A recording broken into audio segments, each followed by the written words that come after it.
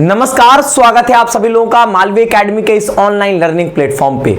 BHU के PG course में अगर आपको एडमिशन लेना है तो उसके लिए अगर आपने सीयूटी पीजी का एग्जाम दिया था और उसमें अगर आपने यूनिवर्सिटी सिलेक्शन में बीएचयू सेलेक्ट किया था तो आपको यहां पर बीएचयू के लिए एक अलग से रजिस्ट्रेशन करना होगा। आज मैं इस वीडियो में इसी बारे में आपसे बातचीत करूंगा और कैसे आप रजिस्ट्रेशन करेंगे स्टेप बाय स्टेप मैं आपको हर एक प्रोसेस जो पूरा डिटेल में यहां पर समझाने वाला हूं। तो बीएचयू इस बार अपने पीजी के किसी कोर्स में जो है वो कैप के थ्रू यहां पर एडमिशन लेने वाला है, मतलब कंबाइंड अलॉटमेंट प्रोग्राम, इसके थ्रू यहां पर ये एडमिशन लेने वाले हैं, जिसका इन्होंने यहां पर एक शेड्यूल भी दिया है। जैसे 4 मई से आपका ये पोर्टल ओपन हो चुका है, 25 मई तक आपका ये पोर्टल जो वो ओपन रहने वाला है। 26 से 27 के बीच में करेक्शन करवाएंगे। उसके बाद यहां पर जो है वो आपका अलॉटमेंट के राउंड्स जो होंगे वो यहां पर शुरू होंगे। 7 आपके रेगुलर राउंड्स होंगे, उसके बाद यहां पर जो है आपका स्पॉट राउंड जो है वो कराया जाएगा। ठीक है, और इसके बाद जो है आपका एक पहले तो आपका ये ऑनलाइन रजिस्ट्रेशन, ऑनलाइन काउंसलिंग और ये आपका पूरा रिजल्ट प्रोसेस आएगा।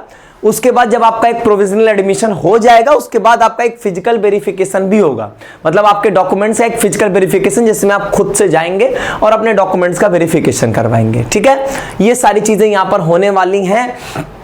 अगर आप पहले मैं आपको कुछ डॉक्यूमेंट से रिलेटेड बातें बता देता हूं, फिर मैं आपको स्टेप बाय स्टेप रजिस्ट्रेशन करना बताऊंगा। आपको जो मतलब इस रजिस्ट्रेशन के लिए जो आपको लिंक जहां से आपको रजिस्ट्रेशन करना है वो लिंक आपको डिस्क्रिप्शन बॉक्स में मिलेगी। आप ओपन करोगे डायरेक्टली वहां पे पहुंच जाओगे। सबसे पहली चीज, अगर आपका बाय चांस कुछ डॉक्यूमेंट मिसिंग है, जैसे आपकी मान लीजिए ऐसा होगा कि आपके पास सारे सेमेस्टर की मार्कशीट्स नहीं होंगी, हो सकता है कि आप 3rd ईयर में होंगे तो 3rd ईयर वाली आपकी मार्कशीट अभी नहीं आई होगी। हो सकता है कि अगर आप सेमेस्टर वाइज सिस्टम में होंगे तो आपके 6th सेमेस्टर या 5th सेमेस्टर की मार्कशीट नहीं आई होगी। जैसा भी होगा वो यहाँ पे आप लिख सकते हैं। और अगर यहाँ पर आपका मान लीजिए कैटेगरी सर्टिफिकेट ओबीएस या ईडब्ल्यूएस वो आपके पास नहीं है का मतलब ये है कि 1 जनवरी 2024 के बाद का चाहिए। अगर वो आपके पास नहीं है तब भी आप मतलब आप यहां पर टिक कर देंगे और फिर यहां पर आपका जो है वो क्या कहते हैं मतलब ओबीएस या ईडब्ल्यूएस जो भी मिसिंग होगा उसके ऊपर टिक कर देंगे एंड ये वाला अंडरटेकिंग आपको सबमिट करना होगा जहां पर आपसे डॉक्यूमेंट वो मांगेगा। माइग्रेशन, ट्रांसफर या कैरेक्टर सर्टिफिकेट, इसमें जो चीजें मिसिंग हो उन पे आप टिक कर दीजिएगा और ये अंडरटेकिंग अपलोड कर देंगे जहां पे रिक्वायर्ड होगा। अभी मैं बताऊंगा कि आपको ये कहां पे अपलोड करना है। ठीक है, ये मत परेशान होइए, लेकिन ये भी आप जो है वो प्रिंट आउट निकाल सकते हैं। और इसका जो प्रिंट आउट निकालेंगे वो कहां से मिलेगा? सबसे पहले ये वाली वेबसाइट देख लीजिए, bhutcutpg.samarth.edu.in। ये वाली जो वेबसाइट है आपकी, इसका लिंक मैं डिस्क्रिप्शन बॉक्स में दे दूंगा। इसी वेबसाइट के लिंक से ही जो है आप सब कुछ करने वाले हैं। सबसे पहली चीज, आपको ये जो अंडरटेकिंग अभी मैं दिखा रहा था ना, वो अंडरटेकिंग यहां पे आपकी अवेलेबल है। यहीं से आप अपनी अंडरटेकिंग जो है वो देख पाएंगे। ठीक है, अब मैं यहां पर क्या करूंगा, यहां पर आपका जो है इस वेबसाइट पे आओगे तो चूंकि आप पहली बार रजिस्टर करने जा रहे हैं तो यहां पे आप न्यू रजिस्ट्रेशन पे क्लिक करेंगे। ठीक है, अब रजिस्ट्रेशन के दौरान किन किन बातों का आपको ध्यान देना है वो मैं आपको रजिस्ट्रेशन प्रोसेस के दौरान ही बता दूंगा। मैं एक पूरा रजिस्ट्रेशन प्रोसेस आपको यहां पर दिखाने वाला, पूरा एक प्रोसेस यहां पर। ठीक है, तो सबसे पहले आपको रजिस्ट्रेशन करने के लिए न्यू रजिस्ट्रेशन पे क्लिक करना है। आप अपना जो आपका एप्लीकेशन नंबर है वो यहां पर आप डालोगे, डेट ऑफ बर्थ डालोगे, कैप्चा डालोगे, रजिस्टर पे क्लिक करोगे। रजिस्टर पे क्लिक करने के साथ ही आपके ईमेल आईडी पे एक ओटीपी जाएगी, जो रजिस्टर्ड ईमेल आईडी रही होगी उस ओटीपी को डालोगे, देन आपका रजिस्ट्रेशन प्रोसेस यहां पर होगा। वहीं पर आपको एक नया पासवर्ड बनाना होगा। तो आइए हम लोग यहां पर शुरुआत करेंगे। एक बार मैं थोड़ा सा ब्राइटनेस स्लो कर देता हूं, अन्यथा हो सकता है कि आपको यहां पर विजिबिलिटी में जो है वो यहां पर समस्या आए। ठीक है, अब मेरे हिसाब से आपको एकदम क्लियरली जो है ये विजिबल होगा। चलिए शुरुआत करते हैं हम लोग यहां पर। तो देखिए, सबसे पहली चीज आप यहां पर जो है सबसे पहला काम आपने यहां पे न्यू रजिस्ट्रेशन पे, सबसे पहला काम आपको यहां पर इस न्यू रजिस्ट्रेशन पे क्लिक कर लेना है। जैसे आप क्लिक करोगे आपके सामने कुछ ये पेज आएगा। सीयूटी पीजी का एप्लीकेशन नंबर, अपनी डेट ऑफ बर्थ डालिएगा, कैप्चा डालेंगे, रजिस्टर पे क्लिक करेंगे। जैसे आप रजिस्टर पे क्लिक करेंगे देखिए आपके ईमेल आईडी पर एक ओटीपी जाएगी। आप सबसे पहली चीज यहां पर ओटीपी डालेंगे और एक नया पासवर्ड अपना बनाएंगे। मतलब आप अपने मन से जैसा पासवर्ड चाहो आप वो बना लो, बस उसको याद रखना, क्योंकि आपके एप्लीकेशन नंबर और इसी पासवर्ड से आपका ये पोर्टल ओपन होगा। यहां पर सबमिट ओटीपी पे क्लिक कर देंगे। सबमिट ओटीपी पे क्लिक करने के साथ ही आप वापस से इस होम पेज पे आ जाओगे। यहां पे अब आप जाओगे इस लॉगिन वाले पेज पे, ठीक है, इस लॉगिन वाले पे जाओगे। लॉगिन पे क्लिक करने के बाद आपके सामने कुछ ऐसा दिखेगा जिसमें आपको ये बता रहा होगा कि आपके सामने जो है वो 3 स्टेप्स हैं। एक, आपको अपना प्रोफाइल कंप्लीट करना, मतलब अपनी सारी डिटेल्स देनी है। उसके बाद आपको प्रोग्राम सेलेक्ट करना है कि आप बीएचयू के किस प्रोग्राम में, किस कोर्स में यहां पर जो है वो आप अप्लाई करना चाहते हो। और फिर यहां पर जो होगा वो आपको अपनी एप्लीकेशन फी यहां पर सबमिट करनी होगी। समझ गए यहां पर। अब देखिए इसके बाद आपको क्या करना है। अब जैसे ही आप यहां पर अपने प्रोफाइल पे क्लिक करेंगे, सेलेक्ट प्रोफाइल पे, तो सेलेक्ट प्रोफाइल पे क्लिक करने के साथ ही आपके सामने यहां पर टोटल 4 स्टेप दिखेंगे। एक पर्सनल डिटेल्स के बारे में बोल रहा है, एक यहां पर स्पोर्ट कोटा के बारे में, एक अदर डिटेल्स, और फिर यहां पर एक जो है वो अपलोड्स के बारे में यहां पर बातचीत जो है वो करता है। अब देखो यहां पर क्या क्या चीजें क्या क्या है। यहां पर सबसे पहले पर्सनल डिटेल्स में कुछ चीजें तो आपके पहले से ले चुका रहा होगा, जो आपके यहां पर आपके एप्लीकेशन फॉर्म में रहा होगा, जैसे नाम हो गया, फिर यहां पर एज हो गई, डेट ऑफ बर्थ हो गया, कैटेगरी आपकी यहां पे सेलेक्ट हो गई। लेकिन अब यहां पर कैटेगरी के साथ आपकी सर्टिफिकेट इशू डेट होनी चाहिए। इन्होंने ये बोला है कि आपका कैटेगरी सर्टिफिकेट 1 जनवरी 2024 के बाद का होना चाहिए। अगर आप ईडब्ल्यूएस या ओबीसी कैटेगरी से बिलोंग करते हैं तो ईडब्ल्यूएस और ओबीसी के लिए ही यहां पर डेट के बारे में जिक्र किया गया है। तो एससी एसटी वाले किसी भी डेट का सर्टिफिकेट दे सकते हैं, कोई इशू नहीं उनके लिए। यहां पर अपना इशू डेट बताओगे और अपना कैटेगरी सर्टिफिकेट नंबर आप भरेंगे। इसके बाद यहां पर आपकी ईमेल आईडी, आपका मोबाइल नंबर ये आप चेंज नहीं कर सकते हो, दिखेगा। हाँ, alternate number, alternate mobile number ये सब आप देंगे, ब्लड ग्रुप और ये सब कुछ बेसिक डिटेल्स है उनको दीजिएगा यहां पर। अगर आप बनारस हिंदू यूनिवर्सिटी के स्टूडेंट हैं तो यस पे क्लिक करिएगा। अगर आप नहीं हैं तो इसमें नो पे क्लिक करिए। यस पे क्लिक करेंगे तो आपसे आपका एनरोलमेंट नंबर लेगा वो, ठीक है, तो आपको अपना एनरोलमेंट नंबर देना होगा। अगर आप यहां पर बनारस हिंदू यूनिवर्सिटी के किसी एम्प्लॉय के वार्ड हैं, आपके मम्मी या पापा बीएचयू के एम्प्लॉय हैं, तब वो आपके लिए था यहां पर। इसके बाद आपकी कुछ फैमिली डिटेल्स आएंगे जिसमें आपके फादर्स नेम, मदर्स नेम, उनके मोबाइल नंबर, ये सब बाकी चीजें आती हैं। यहां पर वही आपका पीडब्ल्यूडी कोटास होंगे तो उसके लिए आप यस करेंगे।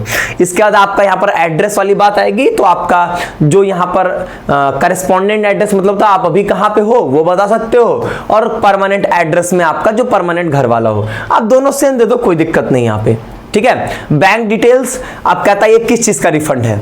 वैसे आप ये जो रजिस्ट्रेशन करोगे इसके 300 रुपए जनरल ईडब्ल्यूएस के लिए, और यहां पर आपके एससी एसटी के लिए 150 रुपए फीस है। ये जो फीस है ना ये नॉन रिफंडेबल, ये नहीं रिफंड करने वाले हैं।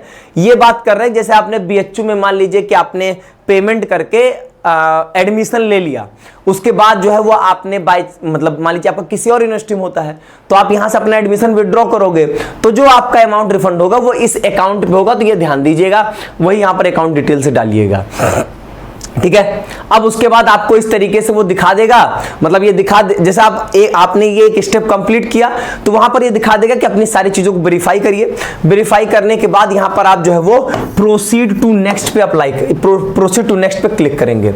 इसके बाद यहां पर स्पोर्ट कोटा से रिलेटेड बात आती है, तो अगर है तो अपडेट करिएगा, नहीं है तो फिर आगे बढ़ जाइएगा यहां पे। इसका अदर डिटेल्स में देखो क्या क्या दे रहा है। तीसरे नंबर पे आ चुके हैं हम लोग यहां पे। अदर डिटेल्स में सबसे पहले दिया क्या आपको हॉस्टल एकोमोडेशन चाहिए, हाँ या ना भर दीजिएगा। मेडिकल कंडीशन की कोई इमरजेंसी की रिक्वायरमेंट आपको क्या पड़ती है क्या, ऐसी कोई बीमारी से आप अगर जूझ रहे हैं तो। एनसीसी या एनएसएस से आप मतलब एनसीसी या एनएसएस आपने किया तो यस नो आप करेंगे यहां पर, ठीक है। उसके बाद आपको कह रहा है किस लैंग्वेज की जानकारी है आपको, इंग्लिश, हिंदी, संस्कृत, इन सब से कोई मतलब नहीं, बेसिक सी बातें हैं, आप इनको बस अपना आप जैसा जानते हो वैसा भर देना, बहुत सोचना मत इन सब चीजों के बारे में, ठीक है। और फिर वही चीज जब आपका ये पूरा स्पष्ट दिख जाएगा फिर यहां पर आपको दिखाएगा प्रोसीड टू नेक्स्ट। जैसे मैंने मान लीजिए भर दिया कि मुझे इंग्लिश जो है वो पढ़ना बोलना लिखना तीनों आता, हिंदी पढ़ना लिखना बोलना तीनों आता, संस्कृत में कुछ नहीं आता, तो मैंने वापस को ब्लैंक छोड़ दिया, कोई दिक्कत की बात नहीं यहां पर। अब इसके बाद आएगा अपलोड्स। अपलोड्स में देखिए आपको क्या क्या अपलोड करना है। अब अपलोड आपके पास 2 जगहों पे आएगा, मैं बताऊंगा कैसे। सबसे पहले यहां पर आएगा आपके सामने फोटो और सिग्नेचर, लेकिन ये आपको अपलोड नहीं करना है, ये ऑलरेडी अपलोडेड होगा। ठीक है। अगर आप चाह रहे हो चेंज करना तो आप डिलीट करके चेंज जरूर कर सकते हो, लेकिन पहले से अपलोडेड आपको मिलेगा। सीयूटी पीजी का रिजल्ट आपके पास होगा, उसका पीडीएफ आप यहां पे अपलोड करोगे। 500 केबी के अंदर आपका पीडीएफ होना चाहिए। अगर आपके पास नहीं है तो सीयूटी पीजी वाली वेबसाइट पे जाके अपना वहां पर एप्लीकेशन नंबर, पासवर्ड डाल के अपना स्कोर कार्ड, एडमिट कार्ड ये सब आप डाउनलोड कर सकते हैं। तो अपना स्कोर कार्ड, एडमिट कार्ड वहां से डाउनलोड कर लीजिए, क्योंकि आपको यहां पर देना पड़ेगा। ठीक है, तो उसको डाउनलोड करके यहां पे रखिएगा अपने पास। ठीक है, तो ये हो गया यहां पर आपका जो आपकी cutpg.samarth वाली वेबसाइट है, वहां से आप उसको करिएगा। ठीक है, एक बार मैं उसको दिखा भी देता हूं कि आप कहां से यहां पर इसको अपलोड करोगे। आप यहां पे जब लिखते हो CUTPG 2024, ठीक है, तो ये वाली जो आपकी वेबसाइट आती है ना, यहां पे जब आप साइन इन में जाओगे तो यहां पर जो एप्लीकेशन नंबर, पासवर्ड डाल के एंटर करोगे, तब आपको वहां पर स्कोर कार्ड डाउनलोड करने का भी ऑप्शन दिखेगा, एडमिट कार्ड भी डाउनलोड हो जाएगा।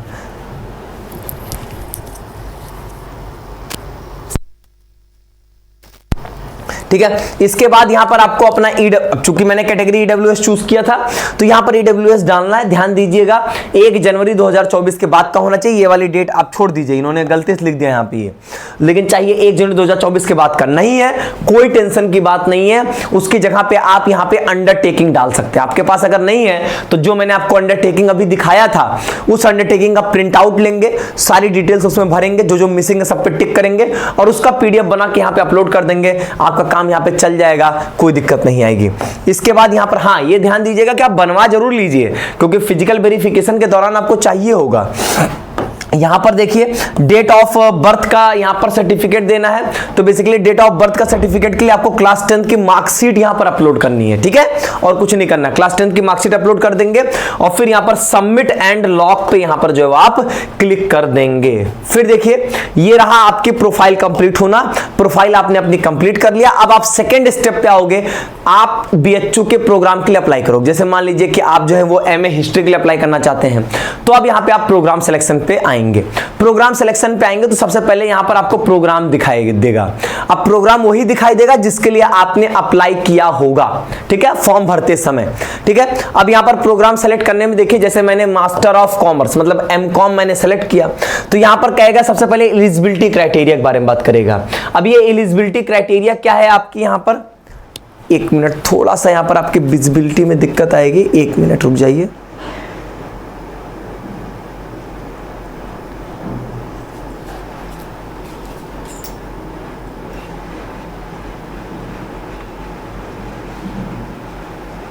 दिखेगा यहां पर इन्होंने बोला एलिजिबिलिटी क्राइटेरिया। तो एलिजिबिलिटी क्राइटेरिया में बेसिकली बात यहां पर ऐसी है कि इन्होंने 2 बातें बोली हैं। एक, इन्होंने कहा क्या आप बीएचयू स्टूडेंट हैं, क्या आप बीएचयू स्टूडेंट नहीं है। तो जैसा हो वैसा यहां पर आप चूज कर लीजिएगा। ठीक है, अब अगली बात देखिए यहां पे, अब यहां पर आपके सामने आएगा प्रेफरेंस सेलेक्ट करने के लिए। जैसे अब आपका पर्टिकुलर कोर्स जहां जहां पर होगा, जैसे कि मान लीजिए मैंने डिपार्टमेंट ऑफ कॉमर्स चूज किया था, मतलब मैंने एमकॉम चूज किया था, तो एमकॉम कहां पे है, वो आपके डिपार्टमेंट ऑफ कॉमर्स का मतलब हो गया कि मेन कैंपस में जो आपका एमकॉम चलता है उसकी बात यहां पे कर रहा है। फिर यहां पर वो बात कर रहा है डीएवी जो कि एफिलिएटेड कॉलेज है, आर महिला पीजी कॉलेज एफिलिएटेड कॉलेज है।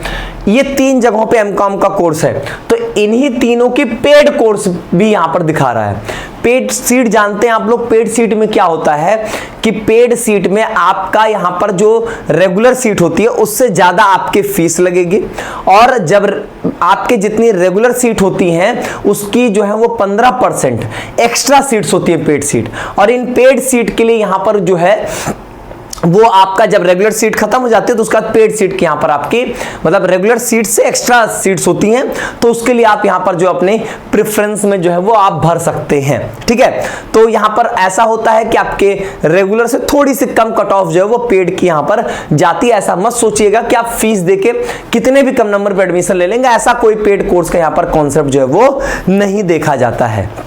ठीक है,